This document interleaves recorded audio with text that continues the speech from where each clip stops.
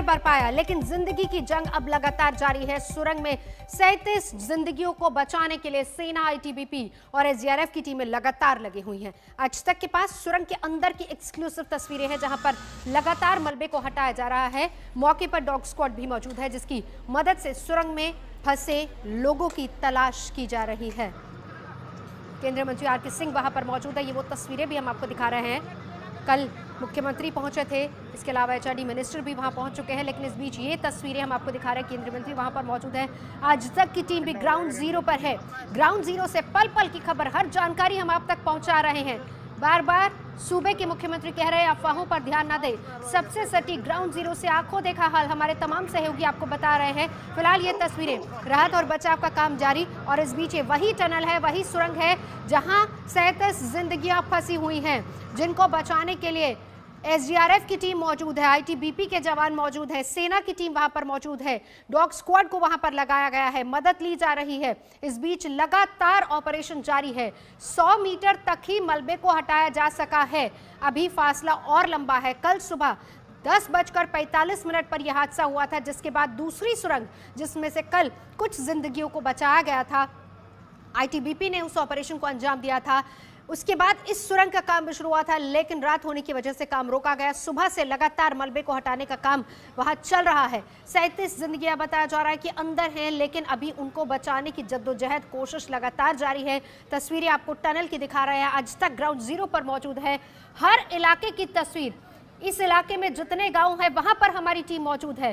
Tunnel के बाहर किस तरीके से ऑपरेशन चल रहा है वो तस्वीरें, आंखों देखा हाल आपको आज तक संवाददाता वहां से देंगे। आसपास के गांव के लोग क्या कह रहे हैं, वो लोग जिन्होंने सबसे पहले ग्लेशियर को टूटते हुए देखा, किस तरह का वो मंजर था, कितने लोग वहां पर मौजूद थे, गांव में कितना इफेक्ट हुआ है, पुल क्योंकि बहुत सारे टूट गए हैं इसलिए आसपास के गांव का संपर्क भी कटा हुआ है। ये सारी जानकारी आपको ग्राउंड जीरो से आज तक के तमाम संवाददाता दे रहे हैं। तपोवन टनल जहां पर पहुंचे हैं केंद्रीय मंत्री आरके सिंह, वो तस्वीरें आपको दिखा रहे हैं। पल पल की जानकारी, हर तस्वीर आपकी टीवी स्क्रीन पर। 202 लोग अभी भी लापता बताए जा रहे हैं। छोटी टनल से 12 लोगों को बचाया जा चुका है, लेकिन ये बड़ी टनल है जहां पर 37 लोग फंसे हो सकते हैं, इसलिए यहां पर भी राहत और बचाव का काम जारी है। टनल पूरी तरह से मलबे से पटी हुई और मलबे को हटाना भी इतना आसान नहीं है। 100 मीटर तक का फासला भी क्लियर किया गया है, लेकिन अभी भी और फासला क्लियर करना बाकी है। जो सुरक्षा कर्मी, राहत कर्मी वहां पर मौजूद हैं, कह रहे हैं कि ऑपरेशन में अभी पूरा दिन लग सकता है। ऐसे में कोशिश यही कि जल्दी से जल्दी सबसे पहले टनल को पूरी तरह से क्लियर किया जाए, और इसीलिए डॉग स्क्वाड की मदद भी ली जा रही है। चमोली में कुदरत की तबाही के बाद जिंदगी बचाने का मिशन जोर शोर से चल रहा है। बचाव टीम इस सुबह से दूसरी सुरंग को खोलने में लगी हुई है। ताजा अपडेट आपको दे देते हैं क्या है। फिलहाल मलबे से 19 शव निकाले जा चुके हैं। रेस्क्यू टीम ने अब तक 15 जिंदगियां बचाई हैं। पहली सुरंग से 12 लोगों को बचाया गया। दूसरी सुरंग में रेस्क्यू ऑपरेशन जारी है। उत्तराखंड पुलिस के मुताबिक आपदा में अभी भी 202 लोग लापता हैं। खबर यह भी मिल पा रही है कि 100 मीटर तक बचाव टीमें पहुंच चुकी हैं, लेकिन रास्ता अभी अंदर काफी लंबा है और लोगों के फंसे होने की आशंका है, जिनको निकालना है इस दूसरी टनल से। तो ये तस्वीरें आपको दिखा रहे हैं। रैणी गांव की तस्वीरें भी लगातार दिखा रहे हैं। टनल की वो तस्वीर जहां पर फंसे हुए हैं लोग, जिनको निकालना बहुत जरूरी है। ऐसे में आसपास के वो गांव जिनका संपर्क पूरी तरह से कट चुका है, वहां से खबर ये भी आ रही है कि कुछ ऐसे गांव हैं जहां तक राहत नहीं पहुंची है, वो लोग खुद ही वहां से पलायन कर रहे हैं। हमारे तमाम संवाददाता इस वक्त चमोली से, ग्राउंड जीरो से हमारे साथ मौजूद है। तपोवन से मेरी सहयोगी मीनाक्षी कंडवाल की ये रिपोर्ट देखिए। चमोली उत्तराखंड की टूरिज्म बेल्ट का एक अहम हिस्सा है। यहाँ पर बड़ी तादाद में लोग पहुंचते हैं, आते हैं यहाँ की खूबसूरती के लिए, आध्यात्मिक यात्रा के लिए, देवी देवताओं के दर्शन के लिए। लेकिन इन सब के बीच जैसे ही 7 फरवरी को माफ कीजिए खबर आई कि यहाँ पर आपदा आई है, लोगों को एकदम से याद आया केदारनाथ में 2013 में हुआ हादसा। लेकिन आप अगर यहाँ पर परिस्थिति देखिए, जो पानी आपको यहाँ पर ये बहता हुआ दिखाई दे रहा है, इसका लेवल इस वक्त बहुत कम है। लेकिन कल ऐसा नहीं था। कल क्या परिस्थिति रही होगी इसका अंदाजा आप वहां चट्टानों पर पानी के निशान से लगाइए तो आपको अंदाजा लगेगा। जो परिस्थितियां आपको दिखाई दे रही हैं, पानी का लेवल कम है, लेकिन कल जब पानी आया एक सैलाब की तरह आया तो सीधे वहां पर जो आपको बांध दिखाई दे रहा है उसे तोड़ता हुआ, उनके गेट को तोड़ता हुआ पानी आगे बढ़ा। ये एक ऐसी तस्वीर थी क्योंकि सवेरे के समय यह हादसा हुआ तो कई ऐसे लोग थे जिन्होंने इसे अपनी आंखों से देखा, मोबाइल में कैप्चर करने की भी कोशिश की। कुछ ऐसे ही लोग हमारे साथ इस वक्त मौजूद हैं। आप चश्मदीद भी हैं, प्रत्यक्षदर्शी हैं। आपका नाम क्या है? मेरा नाम हरिप्रसाद। हरिप्रसाद जी, आप आसपास ही रहते हैं? जी यहीं रहता हूँ। ठीक है, क्या हुआ क्या था कल, एग्जैक्टली बताइए। एग्जैक्टली क्या हुआ था, ऊपर से जब बाढ़ आई थी तो काफ़ी पानी बिखर रहा था। एक सैलाब पूरा एक साथ पानी आया। हमारा कोई भांजा भी यहाँ पे जॉब करता था, हमने उसे फ़ोन किया कि भाग जा, तो इतना बोलते बोलते वो भागते भागते कोशिश की लेकिन नहीं भाग पाया। काफ़ी इधर से कंपनी की दीवारें लगी हुई है, इधर सुरंग है, रास्ता एक ही था उधर की तरफ। और कंपनी की तरफ से क्या था कि जो ये बैराज के गेट हैं, ये 3 गेट बंद थे, एक खुला था। जो सैलाब आया वो गेट के कारण काफ़ी देर तक रुका रहा और वो इधर को टर्न कर गया, काफ़ी मलबा सुरंग में घुस गया। कंपनी की तरफ से कोई इमरजेंसी सायरन भी नहीं था कि जो लोग भाग पाते, समझ पाते। कुछ मौसम ही ऐसा था कि खुला मौसम था, कोई ये भी नहीं बोल पाया कि पानी आ रहा है। कुछ आवाज़ तो आई, लेकिन सायरन आप मतलब कैसे कह रहे हैं? जैसे अगर प्रशासन ही कह रहा था कि 30 सेकंड में सब कुछ हो गया तो किसी को संभलने का नहीं हुआ। काफ़ी मतलब टाइम तो लगा, 30 सेकंड में तो नहीं हुआ, 2-3-2.5 मिनट की तो वीडियो है। एक ऊपर से पानी आते आते काफ़ी बिखर रहा था, रेनी से पानी आते टाइम लगा, कोई फ़ोन कर नहीं पाया, इतना किसी को आवाज़ नहीं था। लेकिन अगर गेट खुले रहते यहाँ पे जो बैराज के, एक गेट तो खुला था, उससे पानी काफ़ी उसने।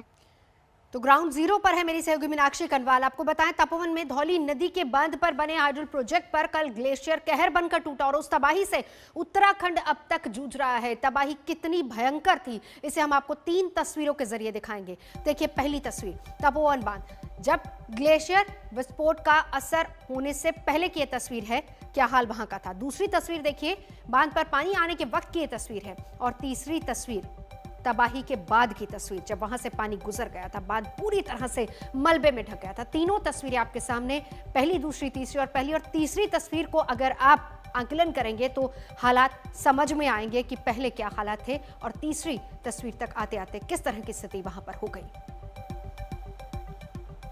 कुदरत की मार के बाद जोर अब जिंदगी बचाने को लेकर है। रेस्क्यू किस तरीके से आगे बढ़ रहा है, जानने के लिए आज तक संवाददाता मंजीत नेगी ने उत्तराखंड के डीआईजी से बात की।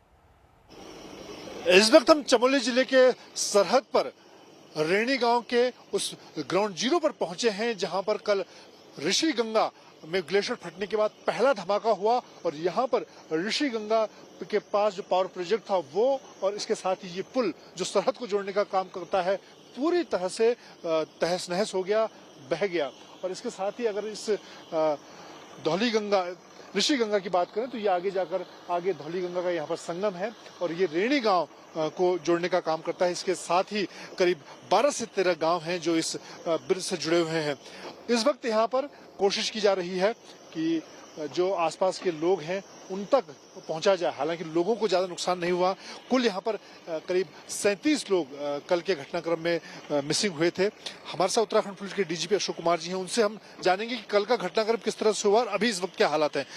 कल क्योंकि पहला सबसे बड़ा ज्यादा इम्पैक्ट यहाँ पर हुआ, किस तरह से पूरा घटनाक्रम हुआ? देखिए, जो ऋषि गंगा घाटी है इसमें एक ग्लेशियर टूटा और ग्लेशियर के साथ पूरा पहाड़ टूटा। तो ये लोग सोच रहे हैं बर्फ, खाली बर्फ नहीं है, पूरा पहाड़ टूटा, उसके साथ मलबा आया, बहुत बड़े धमाके के साथ आया और उसके साथ एक रेला फ्लड टाइप का आया। तो उसने जो ऋषि गंगा पावर प्रोजेक्ट था उसको पूरी तरह से बहा